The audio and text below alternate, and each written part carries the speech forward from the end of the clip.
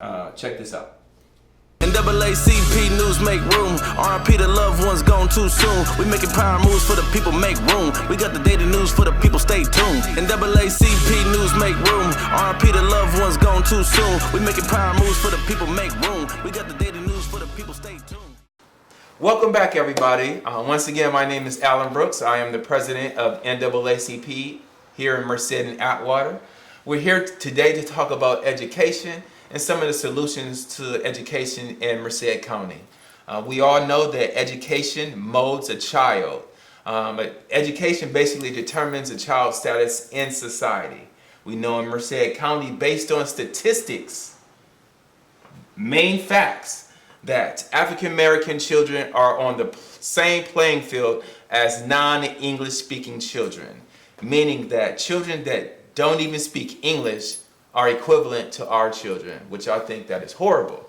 Also, it is stated that if a child does not graduate from high school, it is more than 70% likely that he will go to prison.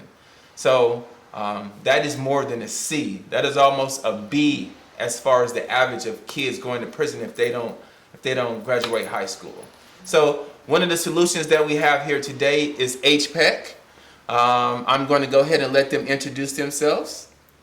Robert Morris, Executive Director. Gloria Morris, Managing Director, Curriculum. Thank you. Now I've heard about HPEC. You guys gave a presentation to the NAACP, so that's why I'm here.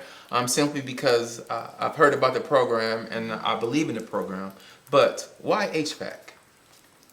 Well, HPEC is for developing the whole child. Okay. From the beginning through high school. Okay.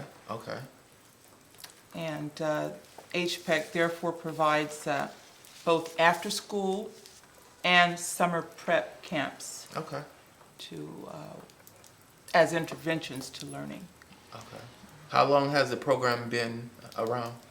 11 years. 11 years. 11 school years. 11 school years. Are you part of the school system, or how does this work? We are not part of the school system per se. We're an independent vendor in the community, a community-based organization, so we're a nonprofit. Okay, nonprofit. And we do benefit from the school system, by being able to provide supplemental education to the children that come here. Okay. And as well as high school students now. Okay. What kind of student would be your person that comes here? Our students are usually earning D's and F's. They're in that group of the California State testing for Merced County, where the students are earning about or equal to less than 54% on state testing. Okay. So what kind of, you said D's and F students? Yes, D's and F's and some C's. Okay. Every now and then an occasional A in PE community. And the children that follow the rules here do end up going from D's and F's to A's and B's, which coincide with the playbook playing field of life. Gotcha. Mm-hmm. So when they're getting F's and D's, we show them that when you grow up, you'll be over here, homeless, on welfare possibly. You won't have anything. Right. And if you don't want that kind of life, you must choose to do better. And so we have lessons in our primary character training. This is part of the academic training. So we have the academic supports and interventions, which they receive in the after-school project every day. We kind of embed some of the PBLT character interventions in their homework and in their time that they're here. And so we look at things like, and this is probably some of what was presented at the NAACP meeting. Mm-hmm. In lesson 1, we have in the workbook, we have a lesson on decision making. And in that lesson, it's very impacting, and they learn about it. They tend to be amazed that they make decisions all the time. This is called the response analysis tool, the RARA Gotcha. tool. Gotcha. And so we showed them how they can make negative choices and reactive responses around the clock. Stimuli, event, bam, reaction, consequences. And this is where most of our prison population lives. Their lives have been wrapped up in this level 1 of decision making, where there's just a stimuli, bam, a whole big Reaction. event, and then a reaction. And the reaction has always been negative. Right. You know, all the way from something small to murder. Right. Right. And so, and the consequences that follow. Right. But Well- we, pardon me? I was just gonna say, I mean, just based on growing up, a lot of times we see that from our peers and from sometimes adults is, you know, when they get mad, their first reaction is to Yes. go to violence. So of course, Yes. some of our decision making is going to be, you know, that stimuli and then that reaction, because Yes. we haven't been taught anything else.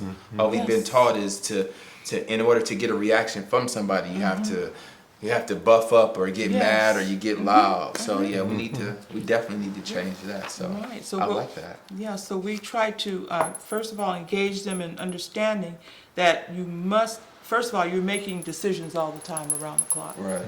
Now, in that process, you do have an opportunity to stop and think about what's happening. No matter how quickly things are happening, if you take 3 seconds to just realize that you're in a situation, and have the desire to de-escalate it instead of escalating it. Right.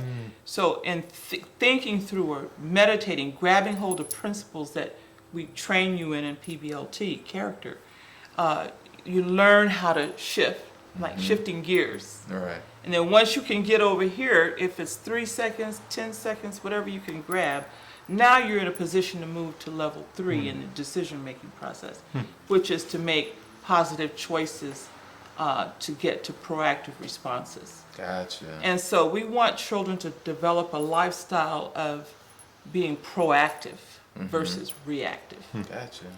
We wanted to discuss more about the foundational gaps, because the challenges that our children face academically are rooted in the English language.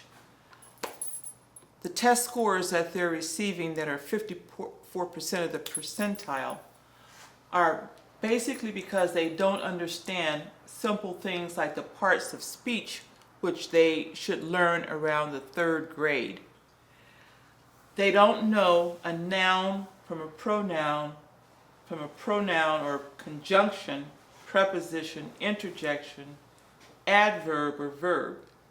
There are about 8 or 9 parts of speech, and when they don't understand what those are, they have difficulty translating and writing in English. Younger children even don't understand what the vowels are, A, E, I, O, U, and sometimes Y. That gets compounded when they get to the parts of speech and they don't understand the parts of speech. So when they begin to write, they're completely distracted, and their grades are always D's and F's. The only way those grades can go up is if someone takes the time that they need, not the time that teacher needs, but the time the student needs to get them reoriented. And that's what we do in building the foundations. We take them back to 2nd and 3rd grade and 4th grade level, and we review until they learn it like a game. And then they're able to identify any part of speech in any sentence, and they're better able to write sentences and paragraphs. This is a prevalent problem with minority children and children from cross-cultural backgrounds. This is bonehead English, and they must learn it properly. In addition to that, they're not learning to write in cursive. They cannot, in the 9th grade, sign their name. They only print. The second challenge to learning for many of our children is that they don't know how to think sequentially, in order, in a logical order. And in math, that's almost 100% of the process of learning.